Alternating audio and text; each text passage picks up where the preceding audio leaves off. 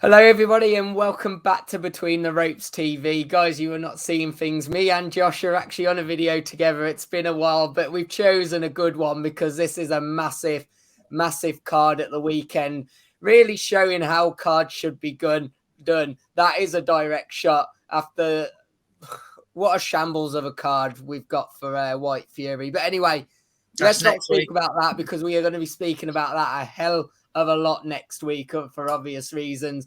This card is absolutely massive. Josh, how excited are you for this one? Because I think this is one which fight fans are really going to be entertained by.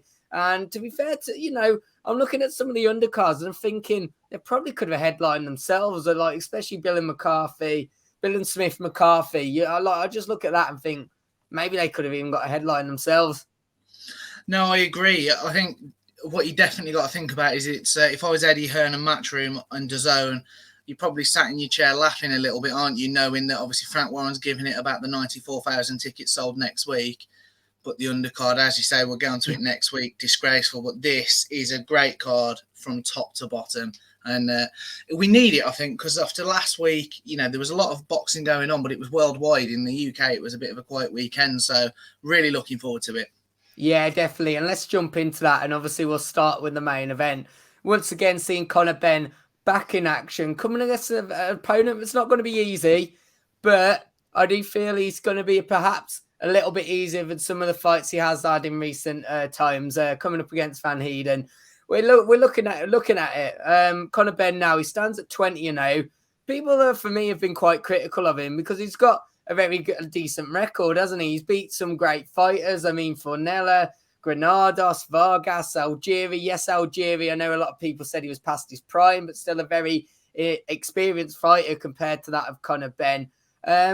What do you make of this fight, Josh? Because it almost feels to me like this is a good one to start the year. Maybe some of the other bigger names that we're hoping to see Benn in the ring with weren't available. For obvious reasons, because we've got obviously a massive fight. Two of them fighting this weekend.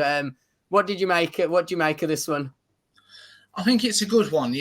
What people don't talk about with Conor Benn is, he's riding this like 18-month wave, isn't he? It started off with Fornella, outboxed him.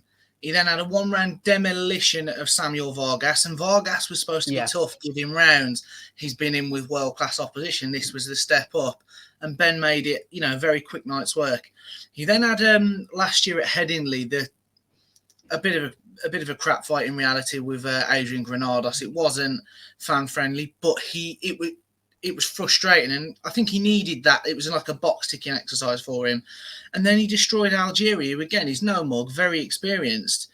I think this has to be the last one before he steps up. As you said, he's 20-0. Fans' patience is starting to wear thin. But, let's talk about Chris Van Heerden. He's coming into this 28 wins, 2 losses, obviously the draw. Only the 12 stoppages, but he's only been stopped once, and that's by Errol Spence. Yeah. How big of a statement is that if Conor Benn then stops him, one? But also, people slagging off Van Heerden.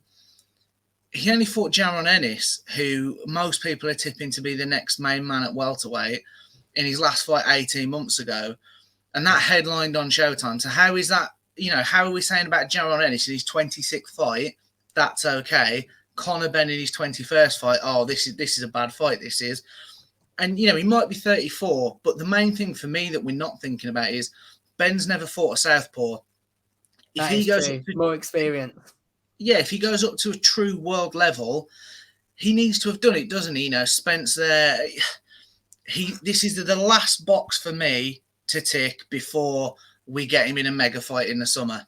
And to be fair to Conor Benn on this one, I know obviously, Hearn has a massive pull, but for me, what you would say is, of course, a lot of the good welterweight fighters, or the majority of them at the higher level, I think BoxRec actually only have Kell Brook above him, which would obviously be a great British fight should it happen. And that would be a question of weight anyway.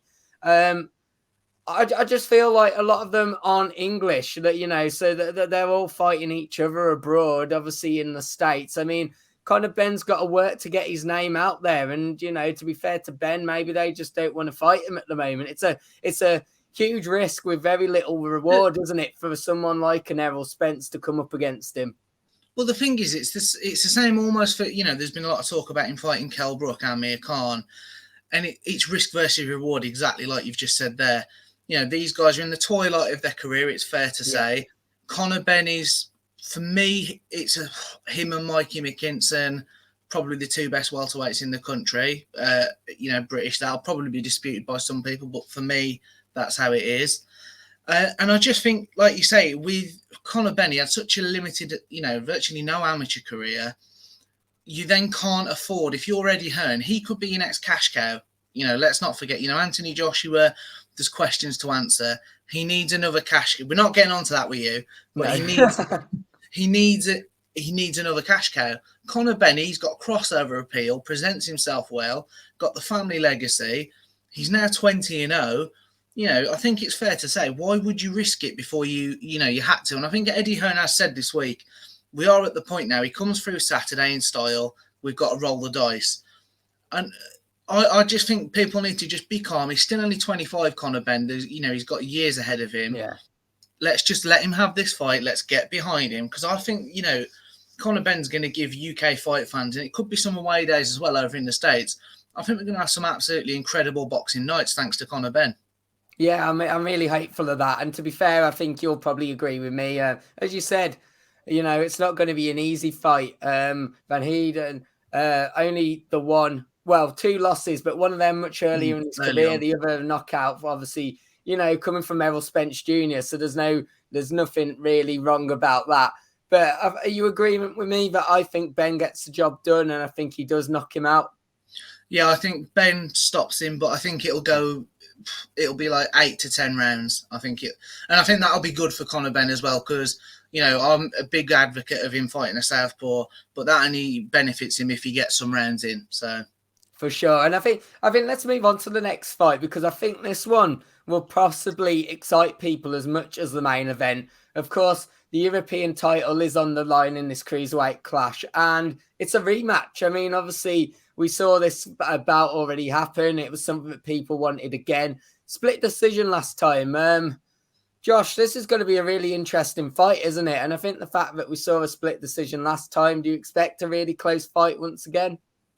Yeah, I think really close fight. Chris billam-smith, he's in the Shane McGuigan camp, and, he's sort of, that camp's on fire at the moment, isn't it? Let's be fair. Yeah. So confidence is going to be high. He did beat Tommy McCarthy last time. I have to admit, while it was a split decision, I personally thought billam-smith won it convincingly. I thought he definitely won it for me. It wasn't a split decision. And you have to sort of question what Tommy McCarthy's going to have left, because that was that fight last year at Fight Camp, that was a tough fight for both of them. It was a war. Everyone slagged it off in the build-up. And then for me, it was probably a fight of the year contender in what it turned out. European titles on the line. And I think, particularly more so for billam-smith, obviously because he's won the last fight. I think if he wins this, he's looking at world honours then for me. I know he's talked about a fight, down south in his hometown, which he might have as an interim. But I think he needs to be looking to move on for world honours. And I think for Tommy McCarthy, he's a good fighter. I do think he's got his limitations. But I think, he'll be, I don't want to say lucky, because that's not fair on him, because he obviously lost his title, so champions get rematches. But I do think there's a little bit of a fortunate element that he's actually got this rematch. But as a fan, I'm excited for it. My prediction, I've got to be honest, I think billam-smith wins it and goes all the way. I think he'll do the 12, but billam-smith on points, but clearly. I mean, 2 points on this, looking to the future a bit. Let's roll the dice and say McCarthy does win. Do you think this ends up a trilogy, or do you think McCarthy goes, very thanks for my title back, I'm going to clear off now? But I think it could be the issue that billam-smith may have faced. He's won the title, beat Tommy McCarthy in a great fight. Where does he go? World champions are trying to unify, So I think, it could end up that while the champions are busy, the biggest payday could be the trilogy if that was to happen. Yeah, for sure. And I think you obviously look at billam-smith, what for him next. Obviously, he's already lost to Riakporhe, and at the time, I think people might have raised their eyebrows at that. But now we're seeing more and more of Riakporhe. You think, well, fair enough, because he looks like an absolute monster. But I don't know if you agree, Josh. I almost feel the European level is probably his level. I don't really see him being able to go back and fight a Riakporhe and reverse the decision from last time, for example. I think it's somewhat above him being able to do that, but maybe you disagree. I don't know if I disagree. With billam-smith, I think, we're seeing definite improvements fight by fight now. He seems to be gathering a bit of momentum. As for Riakporhe, he's had a couple of free fights back under Sky and Boxer. He's got rid of his inactivity and ring rust. Yeah. But I just think, Okoli's talked a lot about moving up to heavyweight. Bradis as well, the money fights might be at heavyweight after a unification. So I just wonder, billam-smith, Riakporhe too, could you end up seeing that for a vacant world title? Both well ranked. I think you that happens at cruiserweight, doesn't it? Fighters move to heavyweight, and especially now Bridgerweight's in the mix as well. And I'd like to see it personally. I rate billam-smith, but I do think he's had too many wins that are close. He needs to start winning well, and I think I really am backing him to do that on Saturday. And I think it's going to be interesting because, as you said, you've alluded to fighters going up to that heavyweight. I think Riakporhe himself, 6'5", possibly, would have to put on a bit of size, but he looks like he could be built to go and do that as well. So you're just hoping we see some good cruiserweight clashes before it happens. But, if Riakporhe, for example, and other Okoli get the option to fight at a heavyweight rather than a cruiserweight level, then they maybe both take it because the payday just times is by 3, doesn't it, really? I mean, Josh, let's move on to the next one. We've got a massive female clash. Obviously a world title fight for super featherweight. Baumgardner coming up against Matias. Yes, I went to say it and it just left me. Matias. This is an interesting fight, isn't it? Because from what I'll be honest, this was one of them. I didn't know much about Matias, as you could probably tell, if I'm being completely honest. And looking into her record, I kind of don't feel too guilty about it. A lot of the fights happening in Argentina, not really a lot to her when I've looked into her as well. Is this just a bit of the one, one of those tick the boxes fights? Well, possibly for me, yeah. I mean, she's experienced. She's 17 wins, 11 losses. Yeah. Only had 1 win by knockout. But the interesting bit is, she's never been stopped. So she's not a puncher. But I think, for Alicia Baumgardner, she's coming into this, obviously, I don't want to say stun the world, because I know Ray will remind us that he did pick Baumgardner to beat Harper. But, she knocked out Terry Harper in what was definitely up there in one of the I know it was in our video, wasn't it, at the time, one of the knockouts of last year. And I think, there's no secret. This is one title defense before you go on and try and unify. Michaela Myers about. There's some huge fights in this super feather division. And I think it'll be interesting. She's been out the ring now 6 months virtually. So I think she needs Matias to give her some rounds. And I think, I think she'll do that. I think personally, Baumgardner will probably get the stoppage, but I think it'll be in the mid to late rounds.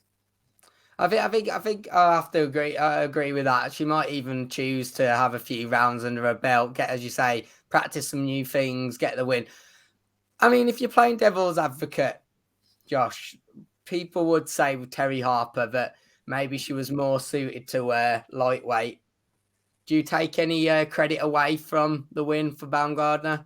No, I don't. You can't take any credit away from her because she still produced the stoppage. Yeah. And in fairness to Terry Harper and Steffi Ball, her team, they came out afterwards and said, I shouldn't have been at super feather. I need to move up. And while I respect it, and you can see by a frame, in fairness, that, you can see it's not bullshit at all what she's saying. But I almost don't like to hear that because it's almost, she'd have won. Would she have stayed there still now to unify? As we've just said, the super fights that are there for Baumgardner would have been there for Terry Harper. So I think it's always a tough one, but I do know what you mean. I think we'll learn a lot about Baumgardner this year because obviously we'll see her again on Saturday. And then, as I say, it'll be into unifications. And I think we'll see what she's made of. Yeah, for sure. Obviously, 2 more fights that we're going to cover fully, and then Josh, you're going to give a quick preview of the others. But we've got to speak about Jack Cullen, haven't we? Obviously, back in action after Maybe a somewhat surprising. I mean, it was one for the highlights reel. His last fight, a KO defeat to Seijo. It was a big TKO as well, wasn't it? It was an interesting, caused a bit of controversy as well, if I remember rightly at the time. This for me is set up for Cullen to get the win, and it's just to get him back on track and start off his 2022. No, I agree. Yeah, Cullen now, as you said yourself, it's coming back off that loss, isn't he, to Sajo for the European belt. And he's a good boxer. He shows a lot of heart. And, you could see it gutted him when he that body shot folded him in two last time out. I think he'll come through, looking at Vladimir Puluski, I believe is how you pronounce it. At face value, his record's not that bad. He's 12-3 with the one draw, 8 KOs. So you think, he can obviously punch a little bit. And I think he'll have ambition. But when you actually go into his record, he's always fought inexperienced guys or these journeymen. But I think Jack Cullen, I don't know if he'll get him out of there. I'm not going to claim I don't know too much about Puluski. But, it's that typical fight, isn't it, right? Get back in the ring, get some rounds under your belt. And, whether they'll look for the Sajo rematch, as you say, with the controversy of the first fight and these celebrations, which I hated. I know you didn't mind it. I loved it. I remember us arguing. I was going to say, do you reckon if he does get the Sajo rematch, do we then see him celebrate in similar vein, or will he keep it respectful? No, he won't, because Jack Cullen is a classy guy. He brings his fans to the show. He's a classy guy, and Sajo is an absolute prick. And if I was Jack Cullen and I got the win, I'd be going mental. I'd be on the top rope, probably giving it the fingers to Sajo as well. There's no respect. If you knocked him out, I'd be like dry humping him on the floor, just absolutely rinsing him. You'd just be there getting took away by security. But Cullen won't do it. He's a classy guy. A fight I would like to see next for Jack Cullen, provided he comes through safely Saturday, would be the Zach Chelly rematch. We've seen Chelly back, obviously on the Sky card. And, they had a great fight and a draw at Fight Camp 1. And I know Chelly then had a bit of sort of inactivity and whatnot. But that, for me, would be a nice fight. I'd like to see that next for Jack Cullen. Go and wipe the blemish off your record, look good doing it, and then... who knows, back end of the year, you could be looking at the Sajo rematch. No, exactly. Yeah, for sure. Obviously, one more fight to cover. We've got Campbell Hatton back in action. And to be fair to him, once again, eyes are always on him. We've said it again. Other fighters this early on in the career, the eyes wouldn't be on him so much. But to be fair to him, the opponent is coming up again, a lot more respectable than perhaps a couple of the others he's faced recently. Josh, what do you make of this one? And are you somewhat hopeful it'll be a clear decision? Because obviously we had a bit of controversy in 2021 with some people, and I was one of them, feeling that he didn't win that fight. No, I agree. We've talked about this in the past, and I think, he's very, very fortunate to get that decision. And to be honest, after this, provided he comes through, it's still a rematch I'd like to see. Yeah. Just for him, really, just because he gets a lot of... He's always going to get stick. As Conor Benn gets the same stick, he's come from that family sort of lineage where... it's a family of boxing legends in this country in particular, but in reality, worldwide, particularly for the Hattons with his dad. But, he's building now nicely, 6-0. He's coming in for his second fight of this year. Back-to-back stoppage wins now, because that was the other thing that he was getting slagged off for. He got to 4-0 with no stoppages. And, I think the issue was he's fought on very, very high-profile cards. And the only thing for me you can really slag him off for, and he was guilty of, was trying too hard. He was trying to force the knockout. And that was then leaving him open, so he was getting caught. So then he was dropping the odd round, and then you end up with a situation like we had at Spurs last year where, in reality, he probably did lose the fight and was very, very lucky to get it. But, particularly then, they did the right thing with him. And I think Eddie Hearn showed some genius there. And his dad is his manager, and Matthew, his uncle, is his trainer. Sent him off to Spain, lower profile, go there. I mean, the stoppage was a bit of a strange one, but he got the stoppage win, showed improvements, felt less pressure, and he's come back. He got a really good stoppage win the other week on the Lawrence Okoli card. And for me, again, it's limited amateur experience, so don't be surprised now if Conor Benn, has half laid the blueprint for this sort of a style of fight, where you're coming in with eyes on you anyway. Yeah. I think, I've got no issues with Campbell Hatton getting to 12 to 15-0 before we see him in with anybody decent. That's it. Every other fighter would do it, wouldn't they? So it shouldn't be any different for them. Obviously, Josh, I think we both agreed Campbell Hatton win. Yeah, and I'm backing him to get the stoppage. I was just going to say about Lee Glover, he's experienced, much more experienced than Campbell. 11 wins, 9 losses, but it's a winning record, 3 KOs. And I think with anybody, though, now, same with Conor Benn, now with Campbell Hatton, it's a bullseye, isn't it? He's got the perfect team around him, 258 manage him as well. So I think he'll get the win by stoppage, and then I want to see him do the Martinez rematch. No, for sure. I think it'd be good for him just to tick that off. And obviously, I've spoke up quite a bit about that. So I'd like to see him just get back in the ring, have that fight, tick it off, cross it off and onto other fights. But Josh, a couple of more fights to obviously cover through on the card. I'm going to quickly hand that over to you because we've already gone on for 20 minutes. Guys, if you're still watching, thank you. Subscribe if you haven't. And yeah, I'm going to hand it over to you. Just quickly summarize them. Yeah, well, obviously, it's a stat card, as we said. So you've also got Cyrus Pattinson. He's 3-0, the 1 stoppage win. Very talented lad. He's been a bit unfortunate. He's not been as active as you would probably like, and he's making up for it now. Second outing of the year. Expect good things from him this weekend. Then you've got Jordan Thompson. He's 12-0 now with 10 stoppages. For me, he's in the cruiserweight division, which is similar to what we talked about with billam-smith and Tommy McCarthy. This needs to be his last one before a step up for me because I think he's really got the potential to make a splash in the cruiserweight division. You've then got JJ Metcalf. Obviously, he's coming back now off back-to-back losses to Ted Cheeseman and Kieran Conway, but no shame in either of those. Decent fighters. Exactly, and it's just a tune-up fight for him, really, before his fight next month in Spain versus La Haraja. Which is a massive fight and a real good opportunity for him. And I think you've got to say respect to Matchroom as well. I know obviously they're trying to build La Haraja, but respect to them for giving JJ Metcalf continued opportunities. So, yeah, there is all the fights on there as well, but we have just sadly ran out of time today, guys.